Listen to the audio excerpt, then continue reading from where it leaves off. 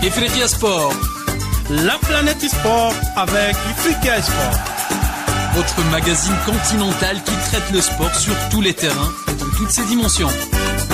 L'Africain Sport ne font qu'un. Salutations l'Afrique, Salama, Nagadef, Ndjaraman, Ayo, Boto, à tous les auditeurs de Ifriqiya FM, la voix africaine faite par des Africains pour les Africains. Messieurs et frères, bienvenue dans cette deuxième partie de Ifriqiya Sport de la semaine passée sur Radio Ifriqiya FM, bien sûr.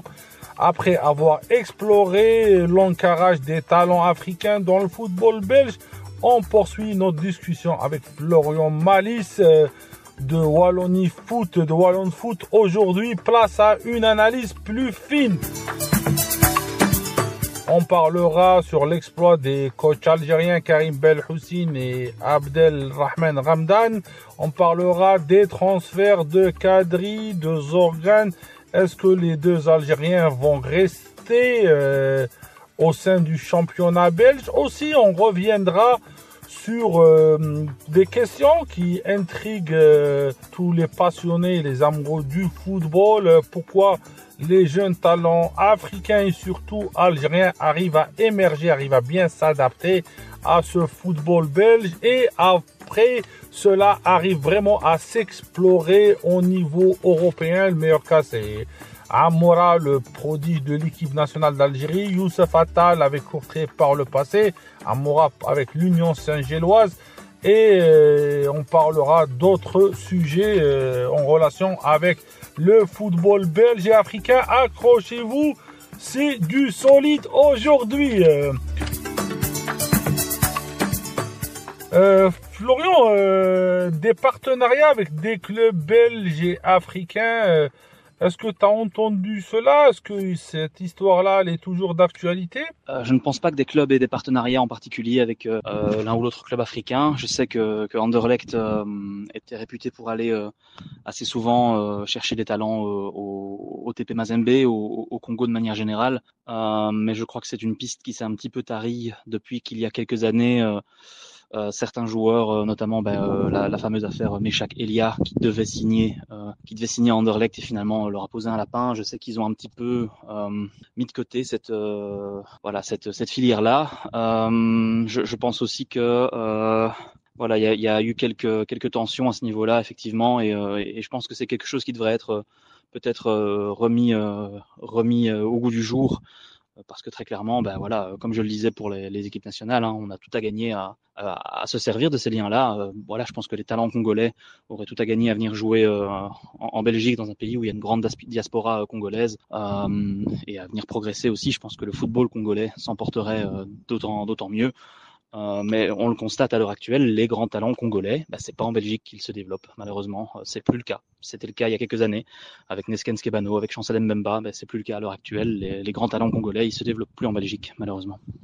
Florian, il y a une question très très importante. Ces jours-ci, les joueurs binationaux qui choisissent des pays autres que la Belgique, malgré qu'ils soient formés en Belgique. Est-ce que tu peux nous revenir sur ce débat-là qui intrigue vraiment la presse et les gens qui suivent le football belge? Alors, ces joueurs binationaux qui choisissent une autre nation que la Belgique, c'est un sujet très actuel pour nous, parce que on sait que c'est notre nouveau directeur sportif de la fédération, Vincent Manhart, qui en a fait un peu un cheval de bataille suite au fait qu'on ait perdu pas mal de joueurs. Alors on a perdu Konstantinos Karetsas, pour le coup, pas en faveur d'une nation africaine, mais donc ce sont des pertes récentes qui font jaser, qui font discuter, parce que beaucoup en fait associent ça à un déclin de l'équipe nationale belge. Alors c'est inévitable, c'est même indéniable que récemment notre génération dorée n'est plus là, donc peut-être que la Belgique est vue comme un peu moins forte qu'à l'époque. Maintenant, ce que moi j'en pense, c'est que tout d'abord, et c'est le plus important, ces joueurs, ils font ce qu'ils veulent. Ces joueurs, s'ils veulent choisir une autre sélection que la Belgique, je pense on n'a rien à gagner en fait à à leur en vouloir, à pratiquer, je vais dire, le bâton plutôt que la carotte et à essayer de les forcer à choisir la Belgique au nom d'une certaine, je sais pas, d'un devoir de leur part, parce qu'ils ont été formés chez nous, parce qu'ils ont, entre guillemets, profité de notre système de formation. C'est pas comme ça que ça marche. Je pense que ce que beaucoup de gens font, beaucoup de gens font l'erreur de calculer en pourcentage. Ils disent oui, mais s'ils se sentent pas à 100% belges, ça ne sert à rien qu'ils viennent chez nous. Euh, je veux dire, c'est pas une formule de chimie, c'est pas une recette. On est 100% belge et 100% marocain, grec, portugais, algérien. Voilà, on est 100% les deux. Il y a absolument pas c'est pas du 49-51 ou du 30-70. Donc, je pense une sorte de réflexe mental que les gens qui ne connaissent pas cette situation ont, en fait. Voilà, les gens qui, eux, n'ont pas d'origine ou de racines ailleurs qu'en Belgique, se permettent de faire ce genre de réflexion, mais c'est une réflexion qui n'a aucun sens, en fait. La binationalité, le fait d'être binational, implique d'avoir deux identités, deux cultures, oui, vraiment deux pays dont on se réclame à 100%. Et à partir de là, eh bien, vous faites une réflexion qui est personnelle, qui dépend de votre relation personnelle avec ce pays, avec le pays de vos parents. Ça, c'est une réflexion qui se fait aussi sur base évidemment, de réflexions sportives pour votre avenir. Vous devez vraiment prendre tout en considération et derrière, vous prenez la décision que vous voulez. Donc moi, personnellement, je n'ai absolument aucun problème avec ces joueurs qui optent pour une autre nation que la nôtre. Et je leur souhaite d'être heureux dans leur choix, de ne pas avoir de regrets. C'est, je trouve, le principal critère. En fait, quand on fait son choix, il faut si possible en être le plus certain qu'on peut l'être. Si vous n'êtes pas sûr à 100%, ne faites pas le choix, quitte à le retarder un petit peu. Il vaut mieux attendre un petit peu avant de poser un choix que de le poser parce qu'on se sent pressé et voilà, le faire en son âme et conscience, en étant sûr de ne pas avoir de regrets par après. C'est le plus important. Et derrière, puisse ce choix amener un maximum de bonheur sur le plan sportif, parce qu'on en connaît qui ont eu des regrets, évidemment, qui ont posé un choix et qui derrière n'ont pas beaucoup joué dans la sélection qu'ils ont choisie. Et c'est dommage aussi. Donc il faut avoir des garanties. Et je pense que aussi que la sélection belge n'offrait pas à l'époque. Je pense que si le Congo a perdu pas mal de talent, c'est aussi par un manque de garantie qu'il pouvait fournir à ses joueurs par rapport à la sélection belge ou à d'autres sélections européennes, par exemple. Est-ce que tu vois cela comme une perte sportive pour la Belgique ou c'est juste la dure loi du football professionnel? Alors, est-ce que c'est une perte sportive? Eh bien, tout dépend des joueurs, évidemment, tout dépend des joueurs. Il y en a qui sont des pertes sportives plus sévères que d'autres.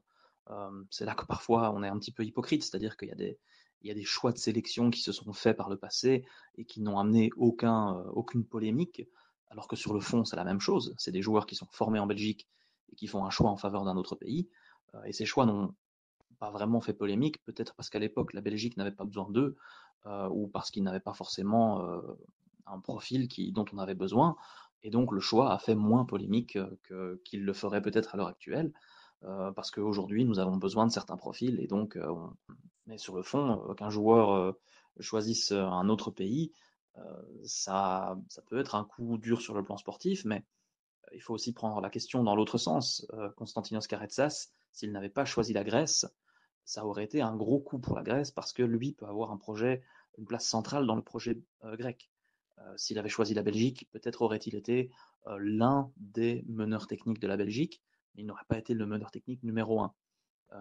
Donc sur le plan sportif, c'est un plus gros coup pour les petites fédérations de perdre un grand talent que pour la Belgique qui, touchons du bois, a toujours à l'heure actuelle certains profils du moins en abondance. Donc voilà, on peut se permettre de perdre l'un ou l'autre talent. Le vrai problème, c'est d'entrer dans un cercle vicieux où on perdrait tous les talents binationaux.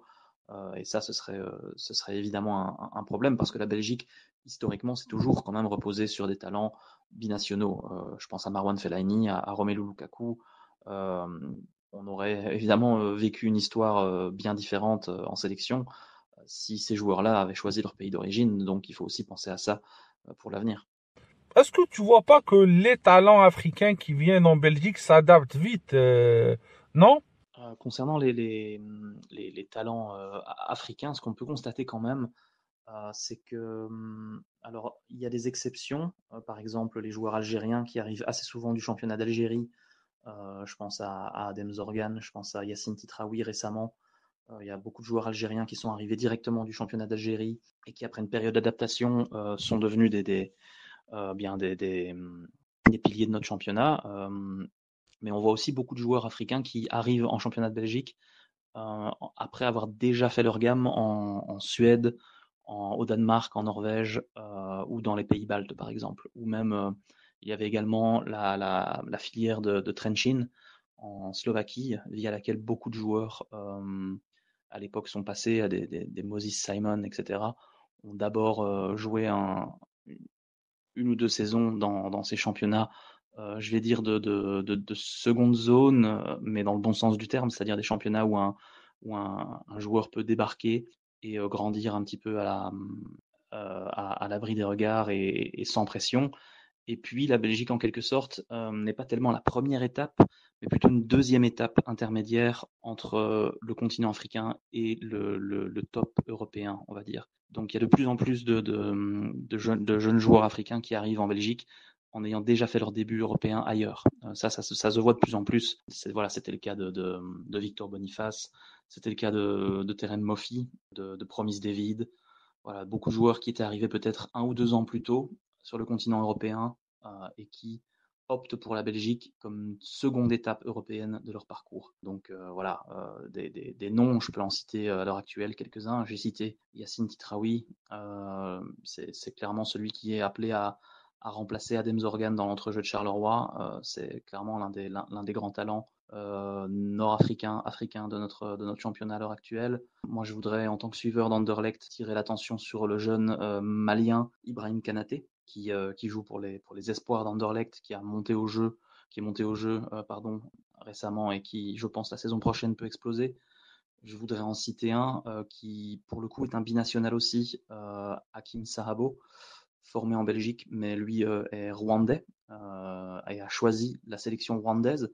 Hakim Sahabo, qui était prêté au Berscott cette saison, très bon joueur, qui à mon avis peut aussi faire de belles choses à l'avenir. Donc voilà, il y a quelques vrais talents africains dans notre championnat et chaque été il y en a des nouveaux qui arrivent. Donc je pense vraiment que c'est pas prêt de s'arrêter, cette relation entre le football belge et le football africain, parce que leur explosion chaque année, voilà, chaque année on a, vous savez, en Belgique on a cette cérémonie du soulier d'ébène et chaque année on a un nombre assez impressionnant de talents, beaucoup de Nigérians, beaucoup de joueurs du Congo, beaucoup de joueurs algériens qui explosent dans notre championnat et c'est pas prêt de s'arrêter.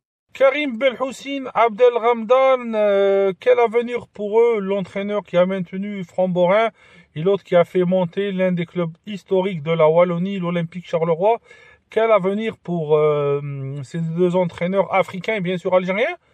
Karim Belhoussine a déjà annoncé son départ des Framborins après avoir obtenu le maintien cette saison, avec des moyens très limités dans une situation compliquée aux Framborins. Il a décidé de partir en fin de saison. Je pense qu'il était très apprécié là-bas. C'était un profil de grande qualité pour un club de ce type et de ce niveau. Donc c'est très très bien ce qu'il a réalisé là-bas. Le job a été fait par Karim Belhoussine et on peut espérer maintenant qu'il rebondisse, je dirais, un cran plus haut. Je pense qu'il le mériterait. Idéalement, ne pas rejouer le maintien la saison prochaine. Moi, j'ai entendu dire que son nom était cité à Serein. J'espère pour lui qu'il n'ira pas là parce que c'est un club qui n'a pas d'autre ambition que de jouer le maintien et on sait que Karim Belhoussine aimerait faire mieux que ça. Maintenant, le problème de Karim Belhoussine, je l'ai déjà dit, c'est qu'il a peut-être un peu de mal à se vendre, il a un peu de mal à faire sa publicité, c'est quelqu'un de très modeste. Mais je crois que Karim a les qualités pour entraîner un club du sub-top belge peut-être, ou en tout cas un club de D1A, ça c'est certain. Il a les qualités pour réussir en D1A en tant que meneur d'hommes, peut-être pas en tant que grand tacticien, mais en tant que meneur d'hommes, et on n'a pas besoin de grands tacticiens dans tous les clubs de D1. Parfois certains clubs fonctionnent un petit peu à l'affectif, à l'humain, et sur ce plan Karim Belhoussine est excellent. Concernant Abderrahmane, je pense que Abderrahmane va accompagner, je pense, ce serait la meilleure chose pour le club, va accompagner l'Olympique Charleroi en Challenger Pro League. Je pense que les clubs qui montent comme ça d'une division ont besoin de continuité. Alors le travail d'Abderrahmane, pareil, est très apprécié à l'Olympique. Ça n'a pas encore été communiqué, mais je pense qu'il va rester en Challenger Pro League pour aider le club à se stabiliser. Alors ça risque d'être une saison difficile pour l'Olympique Charleroi. On passe d'un monde à l'autre, du monde amateur au monde professionnel, mais je pense que Abderrahmane peut lui aussi passer un palier en même temps que le club. Et je pense que c'est la meilleure chose à faire pour toutes les parties qu'il continue là pour le moment et voir un petit peu jusqu'où ça peut l'amener. Et le Sénégalais Mbaïla, lui, avec Serein, est-ce que tu vois qu'il a réussi sa mission avec le club en le maintenant en D1B, équivalent de la 2e division, ou c'est pas le cas? Concernant Mbaïla, il faut pour le coup, il faut être honnête, il faut être lucide. Il n'a pas réussi à faire passer un palier au FC Serein cette saison. Du tout. Il n'a obtenu le maintien que parce que le SK Danes a été relégué administrativement. Et il n'y a pas beaucoup de personnes en Belgique qui pensent que Mbaïla a le niveau pour entraîner le top belge. Ses méthodes en fait surtout sont en interne. Il est vu un petit peu comme je dirais quelqu'un d'un petit peu difficile à vivre avec certains de ses joueurs, c'est-à-dire qu'il a un petit peu comme tous ces grands attaquants, vous savez, un petit peu évidemment toute proportion gardée, mais on sait que les joueurs qui ont beaucoup marqué dans leur carrière vont reprocher à leurs jeunes attaquants de ne pas savoir faire ce que eux faisaient durant leur carrière. Mbaïla est un petit peu comme ça. Il a parfois un peu de mal au niveau de la communication avec ses jeunes. On a parfois des échos un peu étranges qui reviennent de Serein et on a su assez vite que ça ne continuerait pas avec lui du côté de Serein. Et voilà, je pense qu'en Belgique, il n'y a pas grand monde qui parierait sur une réussite de Mbaïla. Notamment dans un poste de sélectionneur du Sénégal, je crois franchement pas que Mbaïla soit une piste à considérer pour l'avenir pour le Sénégal. Non, je suis vraiment pas convaincu. La Belgique, pour moi, c'est vraiment une passerelle. Est-ce que tu vois que la Belgique, c'est vraiment une passerelle stratégique pour le football africain?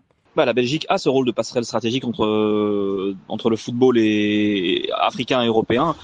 Comme je l'ai dit, soit en accueillant immédiatement des jeunes qui viendraient directement dans les équipes de Pro League ou de Challenger Pro League, encore plus depuis que les équipes U23 maintenant jouent en D1B, donc en 2e division belge. Depuis que nos équipes U23 sont professionnelles, ça peut permettre à des jeunes joueurs africains. J'ai cité Ibrahim Kanaté, c'est un exemple parfait. Il arrive du Mali. Il a l'occasion de s'intégrer en équipe U23 d'Anderlecht, mais il est un joueur d'Anderlecht. C'est juste qu'il est un joueur d'Anderlecht qui joue au niveau professionnel, une division en dessous. Et ça, c'est très très bien pour les jeunes joueurs africains qui auraient besoin d'un temps d'adaptation par rapport à l'Afrique. C'est l'idéal. Et je pense que donc c'est ce changement-là qui est maintenant fait depuis 2-3 ans est parfait pour ça. Mais comme je l'ai dit, on a aussi beaucoup de joueurs africains qui passent d'abord par un petit championnat européen, la Scandinavie, les pays baltes, l'Europe centrale, et puis qui arrivent en Belgique. Donc la Belgique serait en quelque sorte la 2e étape de ce tremplin, ne serait pas le premier tremplin en Europe, mais le 2e, la 2e étape. Et pour ça, les clubs belges regardent énormément de talents africains qui ont déjà fait leur début en D1 suédoise, en D1 slovaque, en D1 tchèque. Dans les pays baltes et vont les chercher et ont des scouts qui sont très actifs dans ces régions. Donc pour ça c'est l'idéal aussi à ce niveau-là du côté des joueurs africains. Florian, comment tu expliques la réussite des joueurs algériens dans ce championnat belge de première division? Alors la réussite des joueurs algériens en Belgique, elle est marquante et je me suis déjà posé la question plusieurs fois. Alors, ce qui m'a été répondu, c'est que c'est vraiment une question de mentalité. C'est que les joueurs algériens ont cette mentalité qui colle très très bien au football belge. C'est des personnes qui sont généralement qui ont une grande discipline, qui ont beaucoup qui sont très travailleurs, très bosseurs. Alors, il y a le talent évidemment, mais on sait que le talent il est présent un peu partout en Afrique du Nord.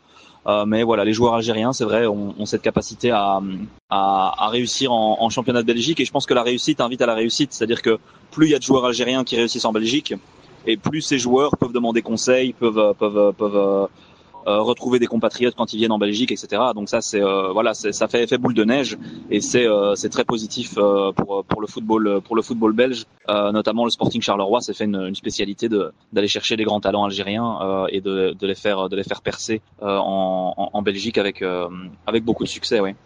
Est-ce que tu vois que le transfert de Zorgan et de Kadri, le joueur de Courtrai, Zorgan qui est Royal Charleroi, est-ce que tu vois que le transfert des deux internationaux algériens sont d'actualité? Concernant les transferts de Zorgan et Kadri, je pense que c'est inévitable. Dans le cas d'Abdelkahar Kadri, c'est inévitable parce que Courtrai est relégué et il est trop talentueux que pour accompagner le club en deuxième division. Et je pense qu'il y aura une vraie chasse pour s'offrir les services de Kadri cet été. On sait qu'Anderlecht est très intéressé, même si ça n'est plus concret, je pense, depuis cet été. Mais en tout cas, récemment, lors des 2 mercatos précédents, c'était assez concret. Donc Anderlecht est intéressé, Bruges est intéressé. Maintenant, est-ce qu'il va rester en Belgique? Ça, j'en sais rien. Mais je sais qu'en Belgique, il y a des clubs qui sont intéressés par Kadri, qui a malheureusement, peut-être que ça arrivera un petit peu trop tard, c'est-à-dire que son pic de forme de la saison passée, malheureusement, il l'a un peu perdu avec la mauvaise saison du KV Courtrai. Mais clairement, il peut rendre des services à beaucoup de clubs de Belgique. Et concernant Adem Zorgan, lui ne fait pas secret de son envie de quitter le club. Depuis plus d'1 an maintenant, il réclame un transfert. Il dit clairement qu'il ne veut pas rester plus longtemps, ce qui a un peu plus, lui mettre les supporters à dos. Faut pas se le cacher. C'était un peu maladroit de sa part, mais voilà, je pense qu'il a aussi le talent pour jouer au top belge, peut-être au sub-top européen, et Charleroi en demandera beaucoup, mais on sait aussi que Charleroi vend bien généralement, donc je pense qu'un départ de Zorgan cet été est aussi quasi inévitable. Leur réussite, elle est marquante pour tous les passionnés du football belge, à ton avis? Alors la réussite des joueurs algériens en Belgique, elle est marquante. Et je me suis déjà posé la question plusieurs fois. Alors ce qui m'a été répondu, c'est que c'est vraiment une question de mentalité. C'est que les joueurs algériens ont cette mentalité qui colle très très bien au football belge. C'est des personnes qui sont généralement qui ont une grande discipline, qui ont beaucoup qui sont très travailleurs, très bosseurs. Alors il y a le talent évidemment, hein, mais on sait que le talent il est présent un peu partout en Afrique du Nord. Mais voilà, les joueurs algériens, c'est vrai, ont cette capacité à réussir en championnat de Belgique. Et je pense que la réussite invite à la réussite. C'est-à-dire que plus il y a de joueurs algériens qui réussissent en Belgique, et plus ces joueurs peuvent demander conseil, peuvent retrouver des compatriotes quand ils viennent en Belgique, etc. Donc ça, ça fait effet boule de neige, et c'est très positif pour le football belge. Notamment le Sporting Charleroi s'est fait une spécialité d'aller chercher des grands talents algériens et de les faire percer en Belgique avec beaucoup de succès, oui. Merci Florian, si tu veux rajouter quelque chose, on te laisse conclure notre émission d'aujourd'hui. Eh bien, merci beaucoup à Ifrica FM pour ces questions, pour votre intérêt.